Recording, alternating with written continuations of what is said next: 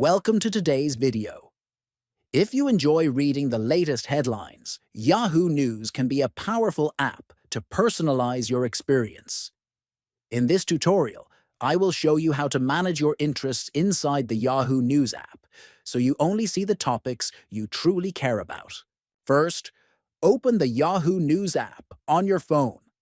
Next, look at the bottom and tap on the profile icon. Then, go to the top right corner and tap on the settings icon. After that, choose Content Preferences from the menu. From there, select Manage Interests, and you will see a wide range of topics available. Now, scroll through the list and pick at least 5 topics that match your interests. Finally, once you have selected your preferred topics, click on Save at the bottom of the screen to confirm your choices. By doing this, Yahoo News will begin showing you articles and updates based on the categories you like the most.